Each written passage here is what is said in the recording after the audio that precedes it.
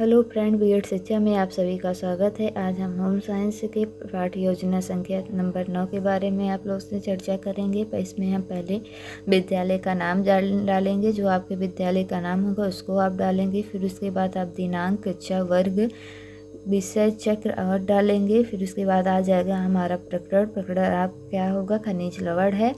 उसके बाद हमारा आ जाएगा सम्मान उद्देश्य। पहले हम सम्मान उद्देश्य लिखेंगे, इसको हम पॉइंट वाइज लिखेंगे। पहला पॉइंट हम लिखेंगे छात्राओं में गृह विज्ञान विषय के प्रति रुचि उत्पन्न करना।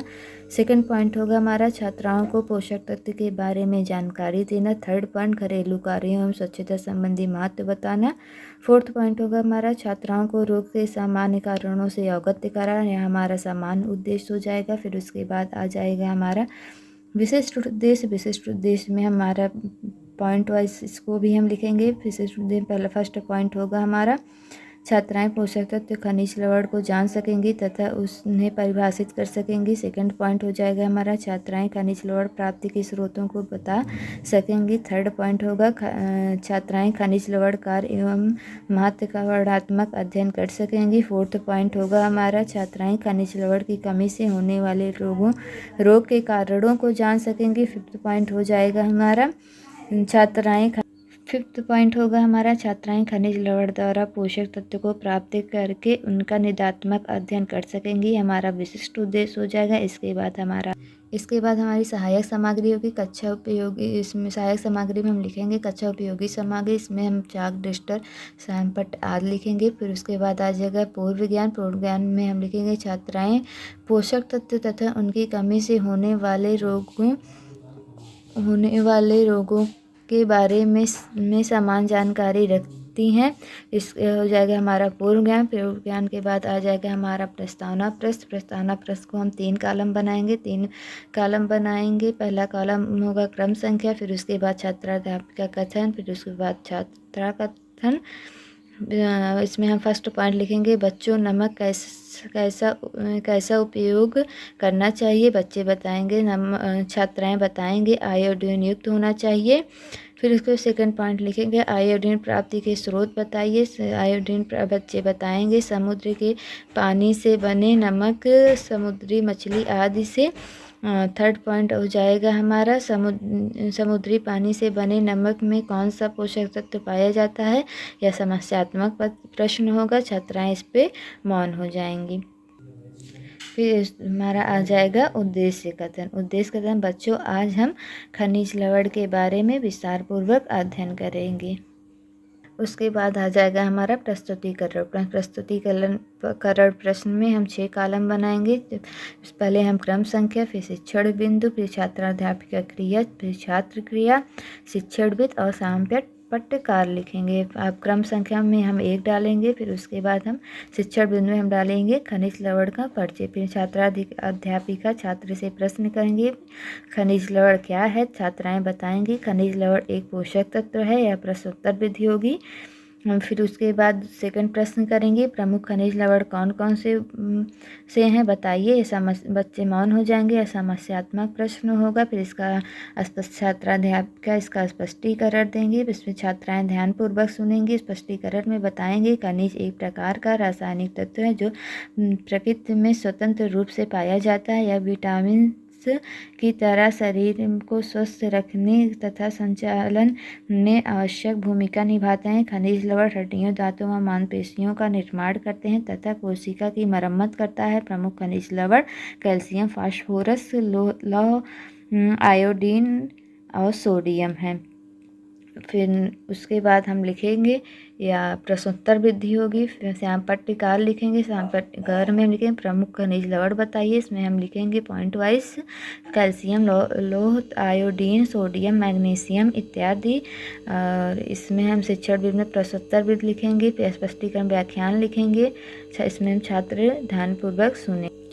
सोडियम के बाद हमारा पोटेशियम, मैग्नीशियम, क्लोरीन इत्यादि हैं। ये हमारा फर्स्ट क्वेश्चन होगा। सेकंड क्वेश्चन फिर आएंगे, हम पहुंचेंगे सेकंड क्वेश्चन पे प्रमुख खनिज लवण बताइए। इसमें पहला प्रश्न होगा प्रमुख खनिज लवण कौन कौन से हैं। तो बच्चे बताएंगे लोहा, आयोडीन और सोडियम इत्यादि। फिर सेकंड क्वेश्चन पूछेंगे। सेकंड क्वेश्चन होगा हमारा, आयोडीन की कमी से कौन सा रोग हो जाता है। समस्यात्मक प्रश्न होगा, छात्राएं इस पे मौन हो जाएंगी। फिर उसके बाद इस हम लिखेंगे स्पष्टीकरण प्रमुख खनिज लवण डालेंगे। इसमें फर्स्ट होगा आयोडीन या विभिन्न प्राकृतिक स्रोतों जैसे समुद्री जल, वनस्पतियाँ आदि तथा इनकी कमी से घेंघा और गलन रोग हो जाता है। फिर कैल्शियम लिखेंगे, दूध, पालक, टमाटर, हरी सब्जी आदि रोग, हड्डियों व दांत कमजोर। फिर लोहा लिखेंगे, ताजे फल, अंकुरित अनाज, अंगूर आदि कमी आयरन होता है।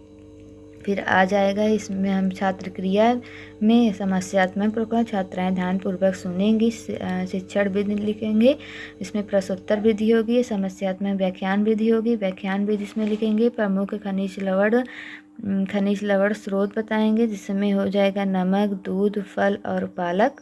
इसी प्रकार इसमें हम फोर्थ लिखेंगे। फोर्थ में इसी प्रकार लिखेंगे फास्फोरस, तांबा, पोटेशियम, मैंगनीज, जस्ता, कोबाल्ट, सोडियम आदि प्रमुख खनिज लवण हैं। इसमें थर्ड क्वेश्चन पूछा जाएगा, खनिज लवण कार का महत्व बताइए। इसमें पहला क्वेश्चन होगा, खनिज लवण शरीर निर्माण में किस प्रकार सहायक है या समस्यात्मक प्रश्न होगा। इसमें शिक्षण विधि में प्रश्नोत्तर विधि होगी। स्पष्टीकरण, छात्राध्यापिका इसका स्पष्टीकरण देगी। खनिज लवण शरीर निर्माण में निम्न प्रकार से कार्य करता है, जैसे दांतों का निर्माण, कोमल तंतुओं का निर्माण, रक्त निर्माण में सहायक, पदार्थों के घुलनशील और तथा अम्ल व क्षार के संतुलन में सहायक। इसमें छात्राएं ध्यानपूर्वक सुनेंगी या व्याख्यान विधि होगी।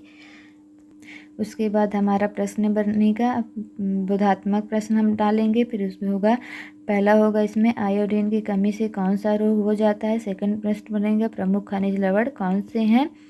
थर्ड प्रश्न होगा, खनिज लवण के दो कार्य बताइए। फिर उसमें फोर्थ प्रश्न होगा, कैल्शियम की कमी का प्रभाव लिखिए। फिर उसके बाद निरीक्षण कार्य होगा, जब छात्राएं सांपत्य कार्य एवं मूल्यांकन कक्षा का निरीक्षण करते हुए छात्राओं की आवश्यकता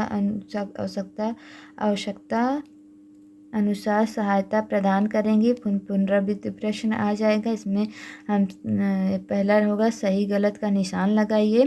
पहला प्रश्न होगा इसमें, खनिज लवण रक्त निर्माण में सहायक होता है। इसमें सेकंड पॉइंट नहीं है, प्रश्न नहीं है, इसको आप डाल लेंगे। आयोडीन समुद्री जल से प्राप्त नहीं होता है। फिर उसके बाद हम बच्चों को गृह कार्य देंगे। गृह कार्य में पहला होगा, प्रमुख खनिज लवण का नाम लिखिए। सेकंड होगा, खनिज लवण पर संक्षिप्त टिप्पणी लिखिए। इस प्रकार से हमारी एक पाठ योजना तैयार हुई।